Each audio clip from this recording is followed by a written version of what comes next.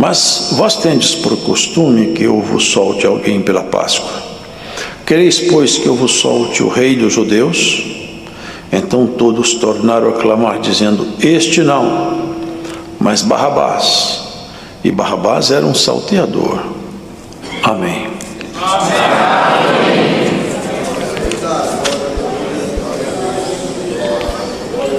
É inacreditável, né, irmãos? Como o ser humano é tão cego, como as coisas acontecem. A gente olhando assim, pela leitura, a cena, seria inacreditável que os homens agissem dessa maneira, porque era tão evidente a natureza de Jesus, as suas obras, o seu falar, a sua conduta, o seu caráter, o seu jeito de ser, de agir. Não era possível, irmãos, que esses homens tivessem o coração assim tão duro para ignorar tudo isso aí e passar por cima de todas as obras que eles escutaram, parte das quais alguns viram. É inacreditável que o homem se endureça tanto desse jeito. O coração do homem, irmãos, ele quando fica assim endurecido, ele já rejeita tudo. Nada ele aceita mais.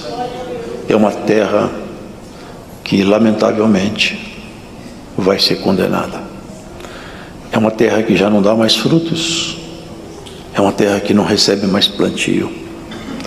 É uma terra fadada ao fogo. É preciso que cada um de nós sempre medite que tipo de terra o nosso coração é. Porque a terra, irmãos, vai se tornando árida aos poucos, e se não correr nela um ribeiro, se não cair uma chuva, e se não descer nela um orvalho, ela seca. E a terra seca já não produz mais nada. E secou-se a terra, que era o coração desse povo. Secou-se de uma tal maneira que o Senhor tinha já anunciado. E aqui nós vimos, irmãos, como as coisas culminaram. Mas o Senhor fez uma parábola com gestos. Ele fazia muitas parábolas expondo um assunto e comparando esse assunto com outro.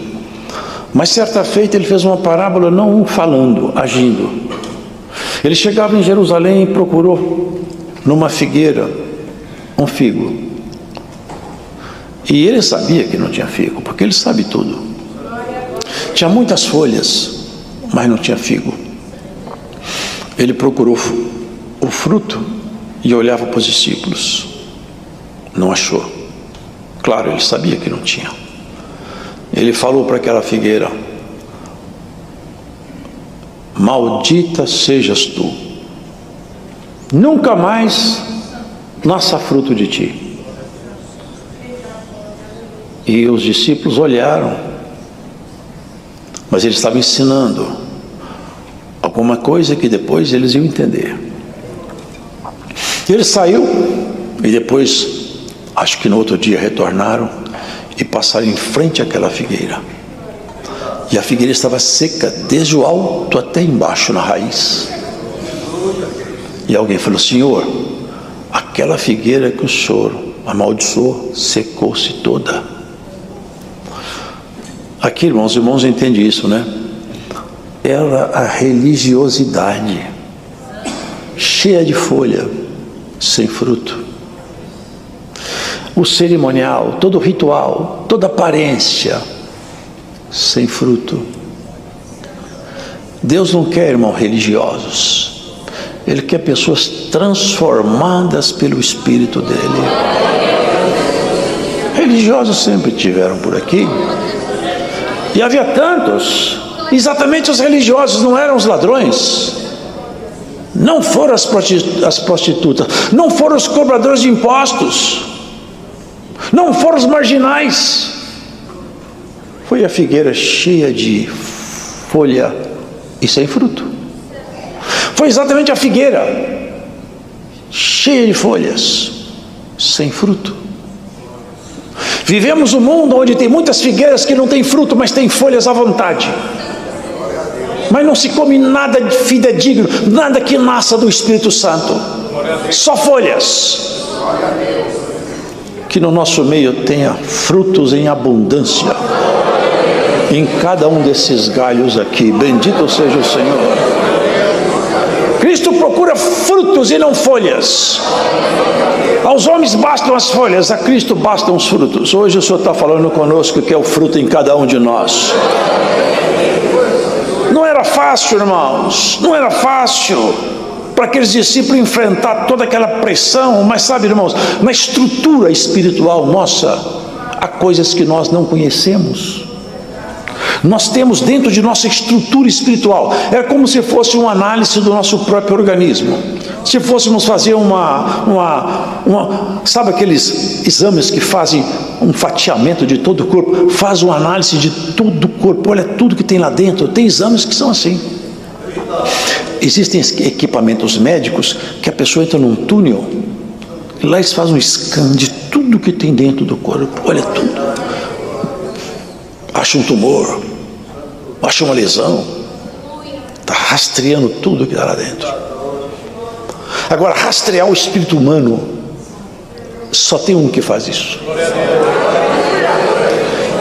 É aquele que estava ali, se abaixando na condição de um homem e buscando aqueles que aceitassem a sua amizade. E você que escuta essa palavra hoje, o Senhor Jesus te chama para ser amigo dele. Seja amigo de quem pode realmente e ama a você acima de tudo. Deus nos ama apesar de nós mesmos. Amar as pessoas boas é tão fácil, mas amar uma pessoa cheia de problema é tão difícil. Amar uma pessoa cheia de defeito é tão difícil. E perante os olhos de Cristo nós somos, passado nesse scan espiritual, um corpo cheio de tumor, cheio de problema. O nosso espírito está cheio de coisas que não são boas. Ainda que hajam pessoas que se acham tão bons que são capazes de julgar e condenar todo mundo. Mas um homem espiritual, uma mulher sábia, ela não faz isso. Ela pede sempre misericórdia. Esse dia foi um dia difícil, irmãos, para os discípulos. As coisas fecharam, culminaram num momento que não era bem isso que eles queriam, mas era bem isso que Cristo desejava. Incrível, não é? Jesus Cristo desejava isso. Ele veio para isso. Ele veio exatamente isso.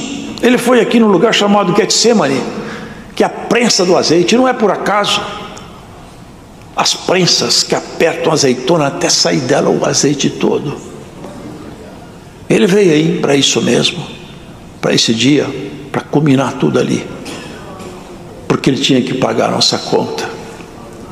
Foi para lá. Judas andou com ele, viu os milagres que ele fez, ouviu as palavras da sua boca, viu os seus gestos, seu olhar calmo, seu amor incondicional. Mas ele era ladrão. Ele, quando fazia alguma coisa, ele fazia visando o seu objetivo, que era o dinheiro. Ele gostava do dinheiro, ele não gostava de Jesus. O assunto dele era material. Jesus ali buscava o coração, e buscou dele também, só que ele blindou o coração dele. E Jesus é assim, não força ninguém a nada.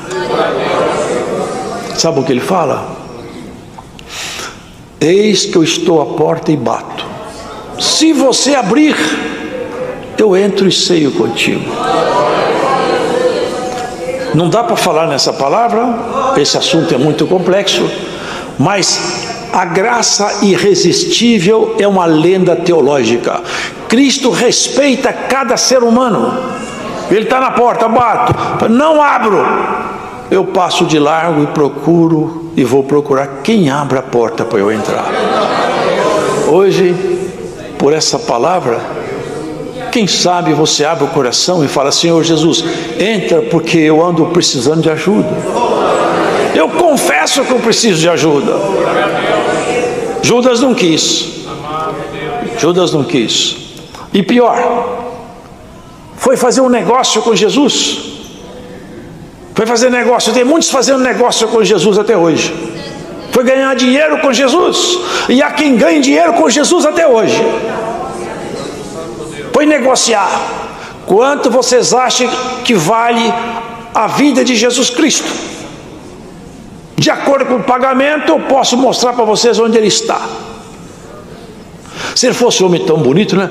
É o homem mais bonito que tem lá, porque Saul era o mais bonito. É o mais alto e o mais bonito. É só achar Saul. Achava fácil.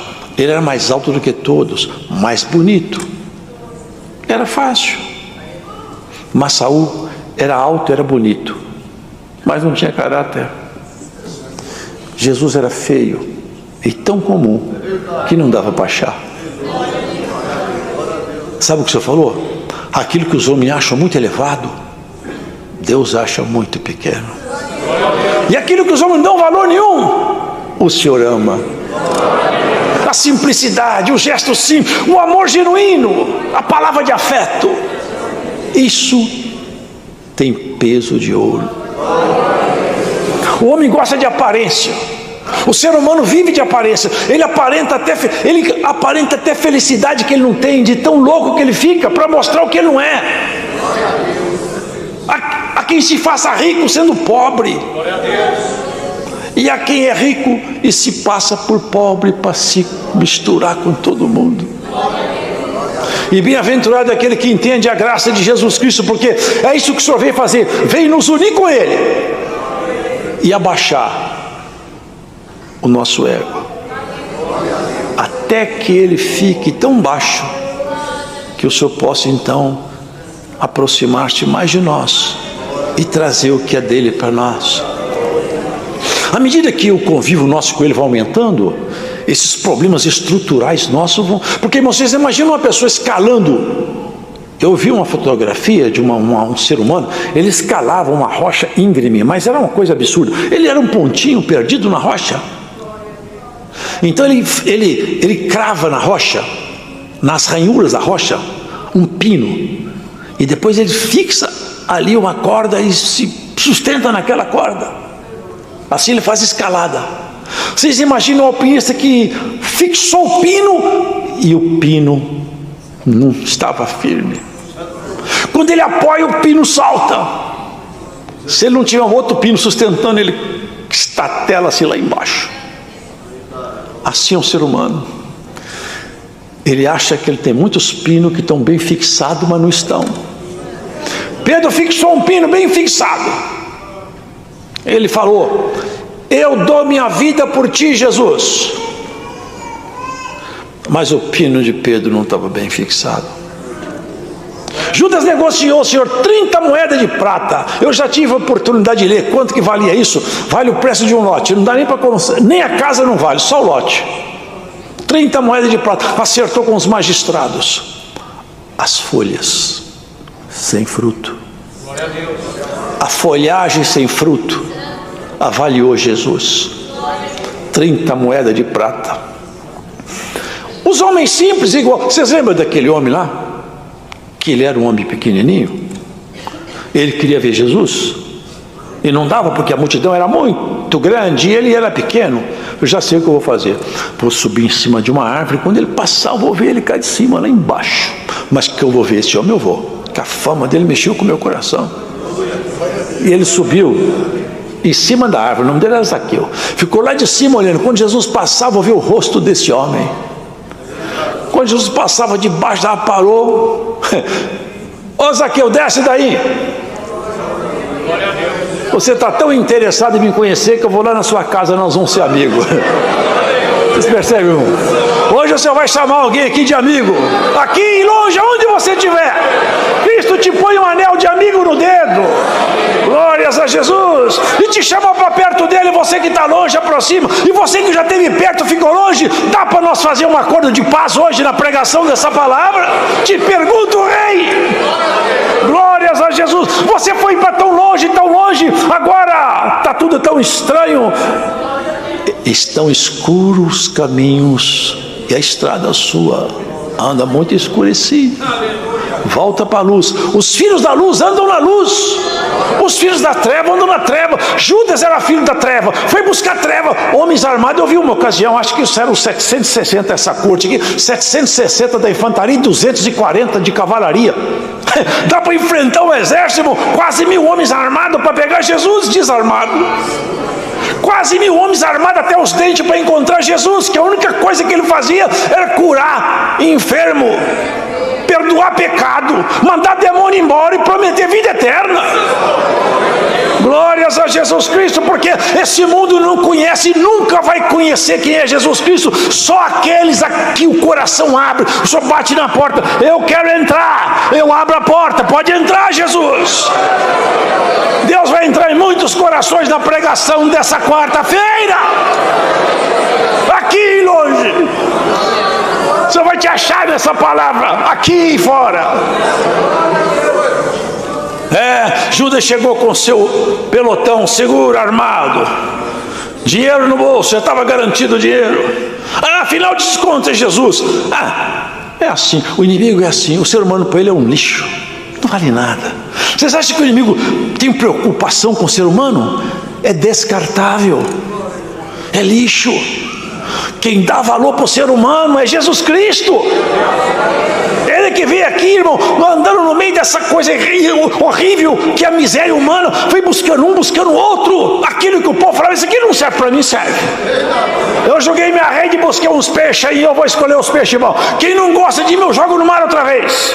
Judas voltou por mar, mas Pedro foi apanhado na rede do Senhor. Eu te peguei, Pedro, na rede, agora eu vou ensinar você a pescar também. Eu sou pescador, você vai virar pescador, e você vai virar pescador também. Você vai virar pescadora também. Vai buscar as almas antes que a trombeta toque, antes que a guerra acabe. Ajude em volta de você. Fala de Jesus Cristo, fala da vida eterna, fala do perdão de Deus, fala do amor de Deus, fala da graça que tomou conta do seu ser, transformou sua natureza, e você já não é um ser humano comum, um homem transformado, uma mulher transformada pela graça de Jesus Cristo. Eu vejo as pessoas falar, graça é o perdão imerecido, é uma palavra tola. Graça é o poder vivo de Jesus Cristo atuando dentro de nós todo o tempo. Transforma, mexe, age, revela, dá dom, levanta o abatido, expulsa demônio, cura enfermidade, sara a doença. É o poder de Deus vivo, atuante. Judas chegou com o seu exército armado para pegar um homem desarmado. A espada não estava na mão, não estava na cintura de Jesus, estava na boca dele. Era da boca dele que os demônios tinham medo. Nunca o diabo olhou na cintura de Jesus para ver o que tinha, olhava na boca. Eu sei quem tu és, Jesus, eu conheço você. Falei, cala a tua boca. E Pedro conheceu também. Vocês lembram? Numa visão, uma revelação. Esse povo aqui crê em revelação, crê em dom.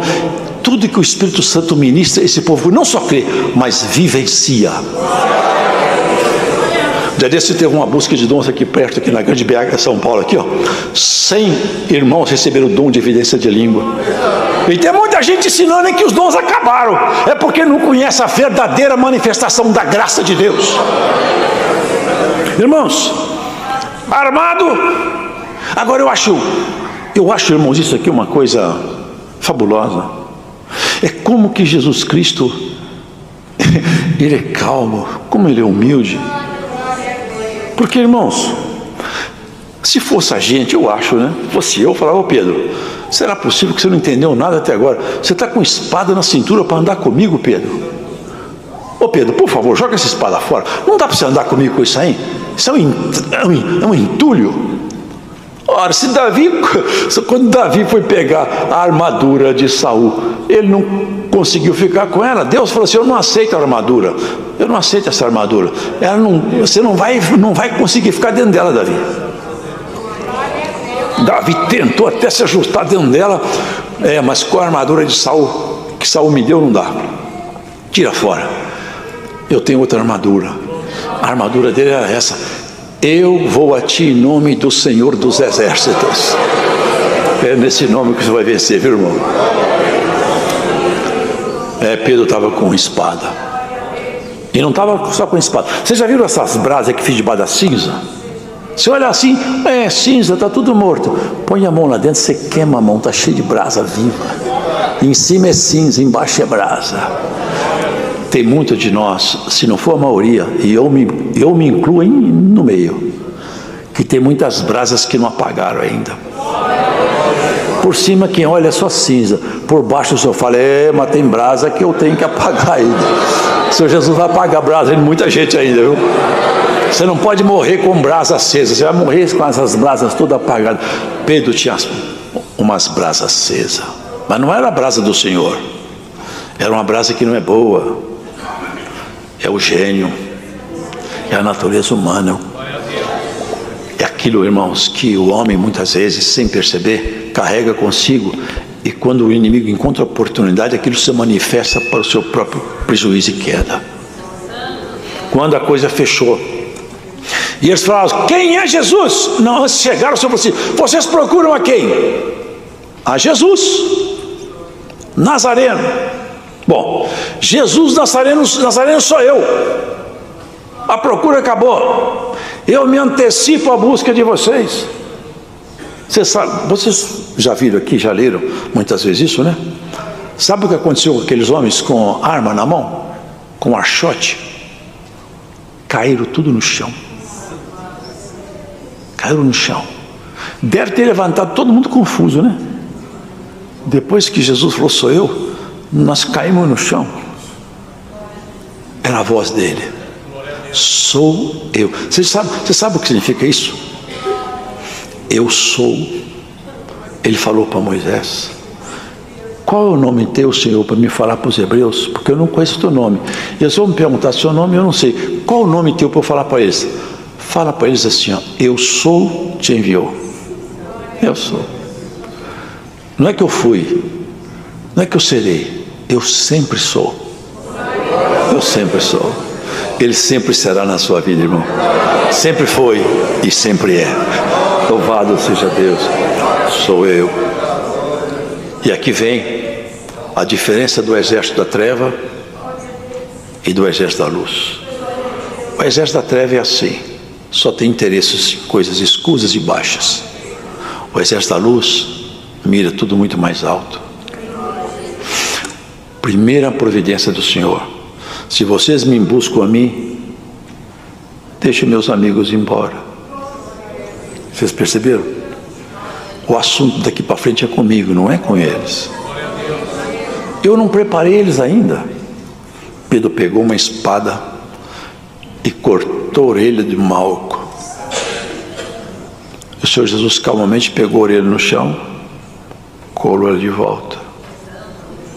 Mete a tua espada na bainha, Pedro. Que não adiantava Deus tirar a espada da bainha de Pedro, porque a brasa estava acesa debaixo da cinza. Ele pegava outra espada, pegava um pedaço de pau, não adiantava tirar a espada da cintura, tinha que apagar a brasa no coração. Vocês estão entendendo essa palavra? Era preciso apagar a brasa. Irmão, irmã, Cristo vai apagar as brasas que estão debaixo da sua cinza, viu? Tem muita brasa debaixo da cinza sua aí, que Cristo vai apagar, se você deixar. Se você participar desse trabalho maravilhoso, que é transformar o ser humano comum num ser humano celestial. A coisa seguiu adiante, irmãos. Não vai dar para ler tudo, porque a hora está passando. Mas olha o que ele fala aqui. Dos que eu tive para mim, que Deus me deu, que aceitaram o chamado, eu não perdi nenhum. E eu não vou perder nenhum deles. Deixe meus amigos embora. O caso agora é só comigo. E isso aqui é maravilhoso. Porque, pode ter certeza, quando o mal, quando o exército das trevas forem procurar por você, sabe o que vai acontecer? Eles vão encontrar o seu mestre no seu lugar. Você está procurando por quem? Fala comigo. O assunto dele e dela é comigo. É isso que o Senhor Jesus promete para nós. Essa é a defesa dos crentes, irmão. Maravilhoso. Levaram ele para Anás, que era um sumo sacerdote já sem exercício, era um ex-sumo sacerdote. Mas como ele era sogro de Caifás, essas políticas lá, né? Se levaram ele para Jesus ser entrevistado por ele. E vocês perceberam uma coisa, irmãos? Ele era o sumo sacerdotes que queriam matá-lo, porque todos queriam, mas a palavra tinha que vir do sumo sacerdote. Só que os judeus não podiam matar ninguém, porque estavam debaixo do domínio de Roma. Só Roma podia dar sentença de morte. Então eles tinham que matar pela mão de Roma. Eles condenavam, mas não podia executar a pena de morte, nem a condenação podia sair da boca deles.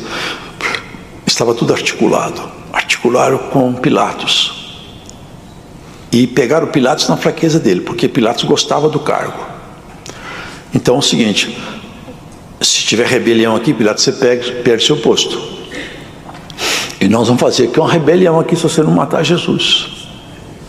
Vocês percebem como o inimigo articula para derrubar as pessoas? Só que dessa vez ele se deu muito mal, porque essa articulação, o Senhor Jesus estava esperando. Estava esperando. Assim, tudo isso eu já sei que vai acontecer. Eles estão achando que estão me pegando aqui numa armadilha. Mas sou eu que estou indo na direção da morte, sou eu. A morte não veio na minha direção, eu estou indo na direção da morte. Sabe para quê? Para trazer a vida para a minha igreja. Só tem um jeito da minha igreja ver: eu morri no lugar dela. Armaram tudo. E ele tentou soltar o Senhor Jesus, porque vocês viram que ele percebeu que Jesus Cristo não era um homem comum. Ele percebeu isso claramente. Tentou soltar o Senhor Jesus. Vai ter que soltar esse homem, porque eu nunca vi um homem igual a esse, hein? Porque, irmão, eles deram uma bofetada nele. Você já pensou um general toma um tapa na cara? Ele não suporta, não. Mas o próprio Filho de Deus toma um tapa no rosto. Olha o que ele falou: se eu falei alguma coisa má, você deve realmente me castigar mesmo. Mas se eu falei uma verdade, por que você me fere? Olha o jeito dele conversar. Desconcerta até o inferno inteiro. Como que pode uma reação assim, um equilíbrio absurdo desse? Isso aqui, ele desestrutura qualquer força de treva, não tem jeito. Como que pode uma reação dessa? E ele estava um sumo sacerdote aqui e outro cá. Um sumo sacerdote segundo a ordem arônica, que era Caifás, e do lado de cá um sumo sacerdote da ordem dos Melquisedeque, superior, imortal.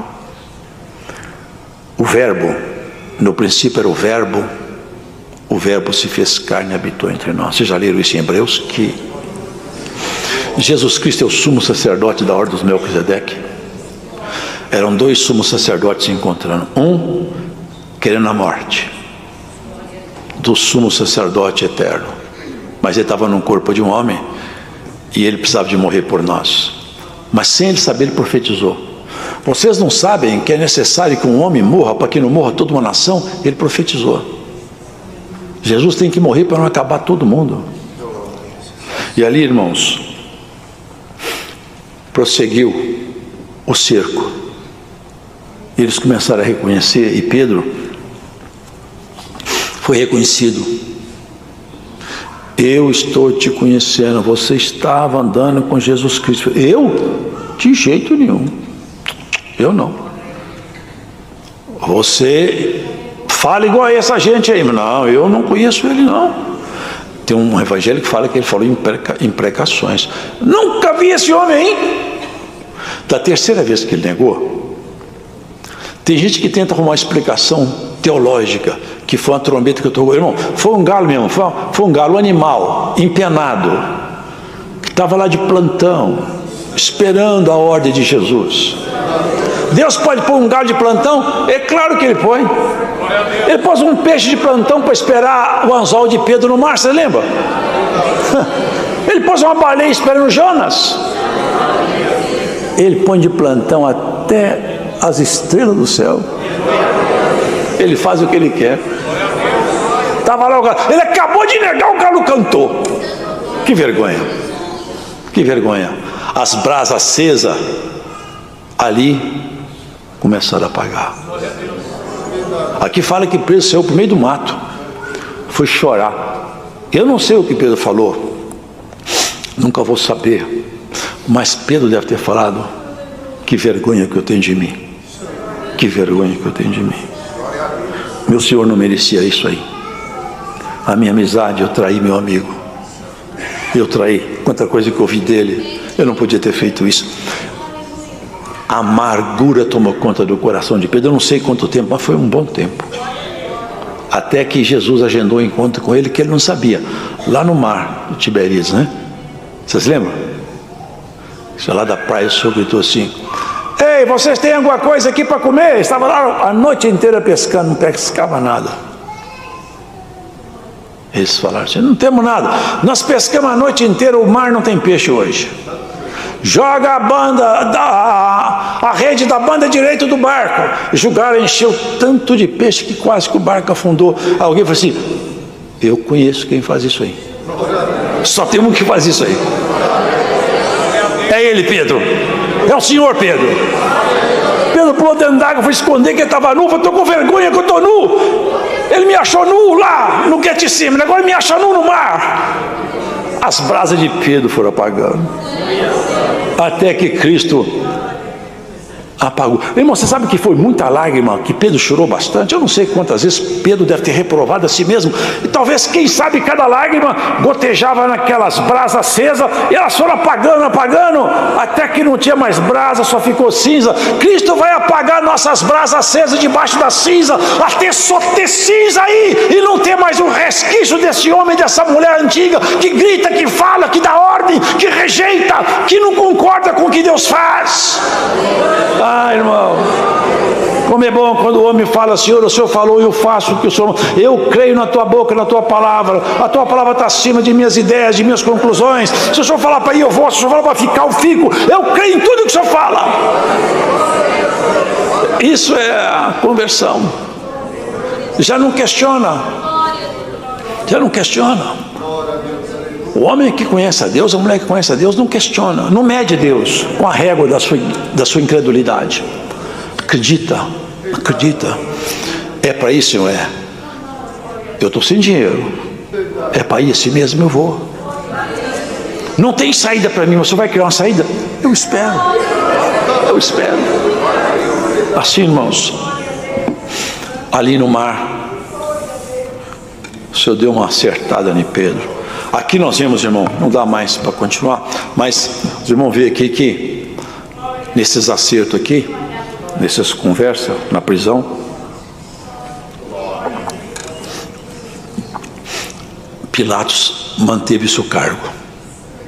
Eu li numa Bíblia, num comentário de uma Bíblia que eu tenho, lá fala que no ano 36 ou 37, não se tem uma exatidão da data, Pilatos foi deposto do cargo.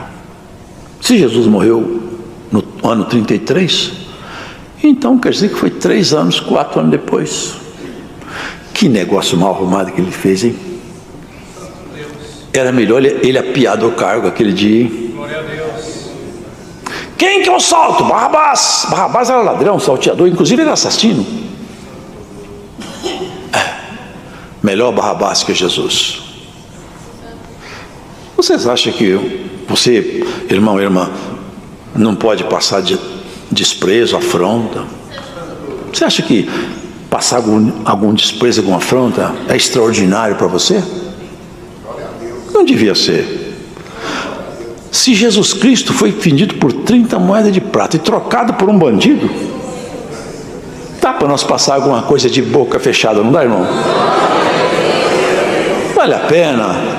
Afinal de contas, essa amizade, sabe o que ele falou na oração dele? Ô Pai, eu quero que esse povo aqui seja um comigo, igual eu sou um contigo. Vocês entendem isso aí? Que nós vamos ser unidos com Jesus de uma maneira tão maravilhosa, tão intrínseca, tão profundamente enraizado no amor, que nós na glória seremos uma parte integrante com Ele. Se nós pudéssemos, vamos usar uma metáfora, é uma linguagem de comparação. Lá no céu, é um lugar maravilhoso e muito grande, lá tem um palácio, Eu estou fazendo uma metáfora, uma comparação. Nós vamos morar dentro do palácio. É isso que ele propôs para nós. Vocês vão morar comigo dentro do palácio. Dá para passar alguma coisa, irmão? Dá, irmão. Dá para tomar alguns prejuízos aí? Fica dentro do que foi acordado com você. No mundo tereis